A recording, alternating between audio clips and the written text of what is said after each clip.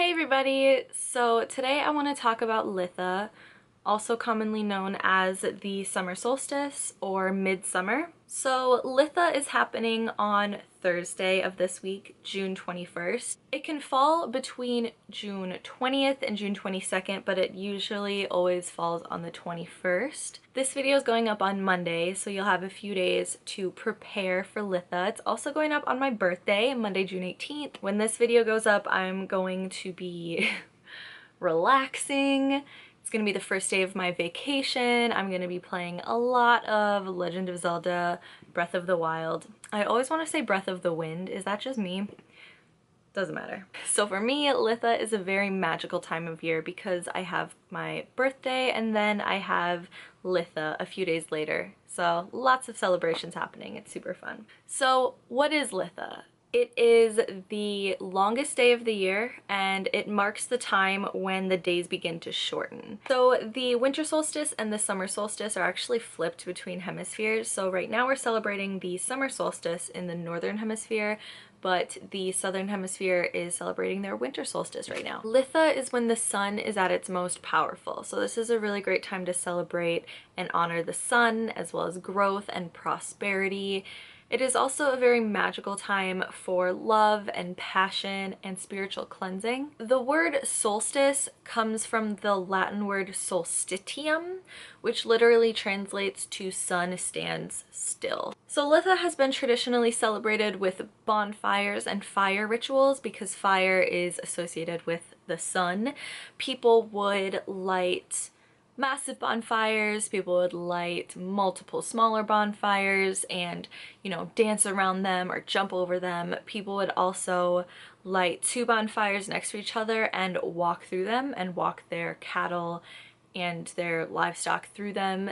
Fire is thought to purify. People would also take those ashes and embers from the fires and put them onto their crops as kind of an offering to protect those plants. People would pick plants during Litha with the thought that, they've had pretty much all summer to absorb the full energy of the sun, save them, and then burn them during the winter solstice to kind of like put that energy back. European traditions celebrated by setting large wheels on fire and then rolling them downhill into water. The wheel represented, the turning of the seasons. The fire obviously represented the sun, and the water represented, the balance between fire and water, light and dark. Litha is also, thought to be a battle between light and dark. This is the time of year when obviously the days start getting shorter, the sun begins to lose its power a little bit.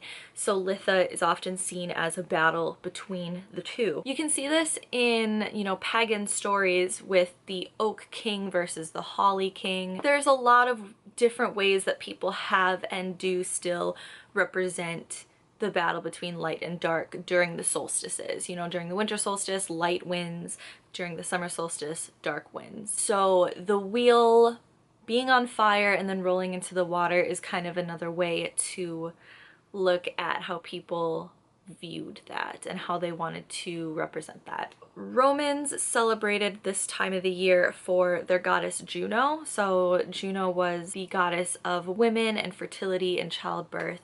And the month of June was actually named after Juno. Roman women would go into the temples and leave Juno offerings on midsummer. So how do you celebrate Litha? With this time being a celebration of the sun and the summer and lightness, brightness, warmth, going outside, spending time outdoors, go for a walk, go on a picnic, pick some flowers, decorate, just spending time outside, enjoying the sun, but safely. You have to wear sunscreen. You can still appreciate the sun and all of its benefits that it gives you without harming yourself. We know a lot more now than people did. We know the harmful effects of the sun. We can acknowledge those and protect against those while also still enjoying and thanking the sun for what it does for us. Obviously, you can have a bonfire. You can celebrate a very traditional way. You can wake up early as fuck, which I will not be doing. I wish I was that kind of person, but I would be so grumpy if I woke up so early. But you can wake up really early and watch the sunrise, spend your day outside, do some meditating, and then watch the sun go down and have a bonfire. I think that would be the ideal way to celebrate Litha, but not everyone wants to wake up at 1:30 a.m. to watch the sun. That's an exaggeration. And also, not everybody can have a bonfire. Not everybody has a fire pit or a means to have a bonfire, and you don't have to have a big one. Even something as small as a single candle is fine. You know, if you have a fire safe pot, you can build a tiny little fire in that. There's a lot of things you can do, because as long as it's working for you, as long as you feel good about what you're doing, everybody celebrates Litha in a different way. So if you just want to light a candle and set your intentions, magic happens in the mind, you know, and celebrations are for you. As long as you feel like you're honoring what you want to honor and celebrating what you want to celebrate, there's no wrong way to do it. I like being outside, but the sun literally hurts my skin. Like if I'm outside too long, especially if I don't have sunscreen on, like it hurts me. So I'm gonna probably be spending like minimal time outside. I'll probably just take a nice little walk. I'll put a little bit more energy into it and a lot more mindful thought into it. You can't really go wrong here. No two people celebrate the same way unless they're celebrating together, you know? One of my favorite things to do is to decorate. Think about, you know, what Litha represents and decorate in that way. If you have an altar,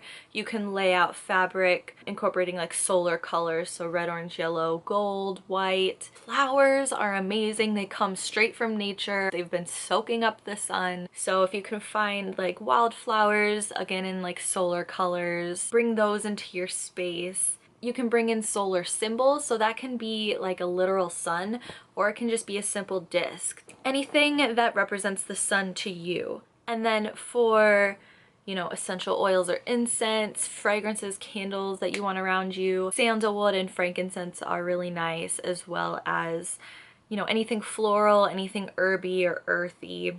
Just keep in mind that this is the time to honor the sun and celebrate what the sun does for you, the warmth it gives you. Thank the sun while it is at its highest and strongest for what it has done for you over these last 6 months. Next, we're going to be celebrating Lunasa, but that won't be until the beginning of August. So I'll make a video about that when we get a little bit closer. Let me know what you're doing for summer solstice. Let me know how you're celebrating, if you're spending time outdoors, what are you doing, where are you going? I really love how everybody can celebrate differently but be essentially celebrating the same thing. And as always, I just want to say thanks so much for watching, and I'll see you in the next one. Bye.